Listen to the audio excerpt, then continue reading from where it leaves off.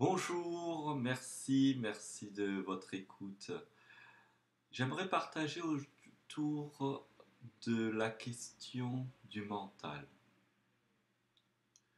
Nous avons pour habitude dans les voies spirituelles ou de développement personnel de soit chercher à transformer notre mental, soit à lutter contre notre mental, le faire disparaître, faire taire notre mental. Pour ma part, je suis une voie du bien-être, de la joie et de l'amour. Et cette voie de l'amour, du bien-être et de la joie invite à aimer et respecter. Ainsi, j'apprends à aimer et respecter le mental.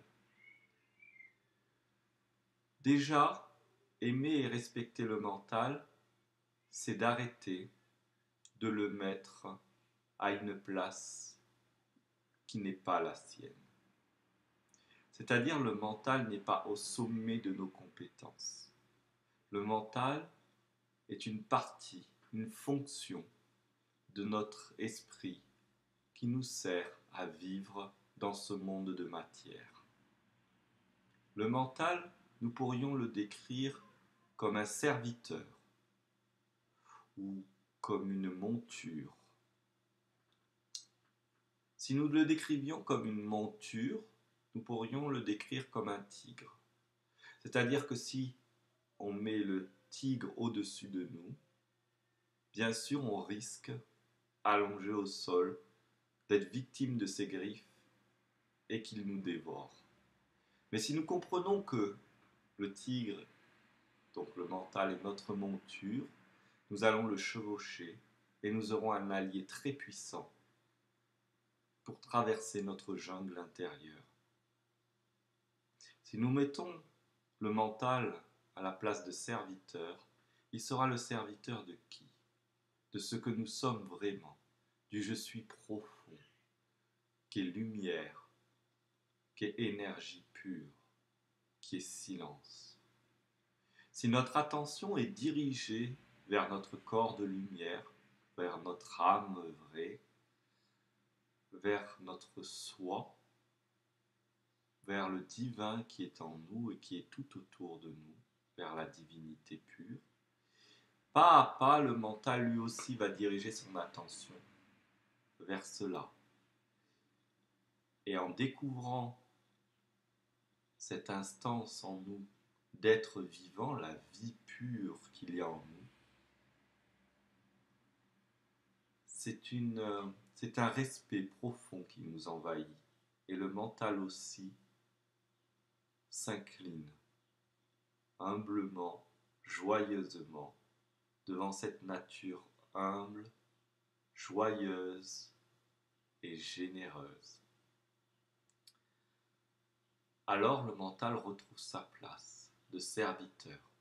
Et il devient très utile parce qu'aujourd'hui, je peux parler uniquement parce que j'utilise des mots, des concepts, et donc mon mental, qui est au service d'une cause, au service de la vie qui est en moi et qui se propage, de la vie qui est en vous et qui se propage.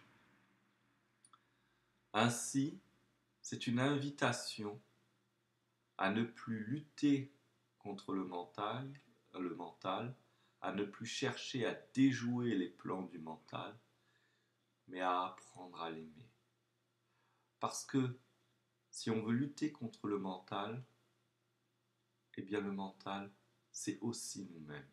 Et nous allons nous diviser encore et encore.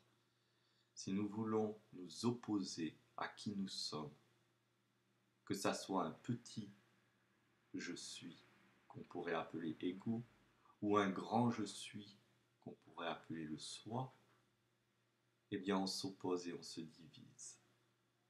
Et là où il y a division, il y a lutte. Ainsi, j'invite à l'harmonie, à l'amour, car le mental a sa place dans le chemin, et il saura de lui-même s'effacer au bon moment, quand ce sera l'heure de s'effacer. Comment faire de façon pratique? Soyez vigilants à vos pensées. Et quand vos pensées ne vous conviennent pas, pensez, mettez votre attention plutôt vers la vie qui est en vous, vers l'univers, vers la divine divinité qui nous nourrit. Quand je parle de divine divinité, je ne parle pas d'un dieu ou d'une déesse personnifiée, mais je parle du courant d'énergie infinie de l'univers, du courant de vie, du flux de la vie, la source de toute forme d'existence. Et nous n'avons raison d'être que pour vivre. Ainsi le mental aussi n'a raison d'être que pour vivre. Alors laissons-le vivre, soyons ce que nous voulons pour nous-mêmes, bienveillants et accompagnants. Ainsi, nous verrons de la bienveillance et nous rencontrerons des personnes, des idées, des énergies qui nous accompagneront. Merci pour votre écoute. Merci, merci.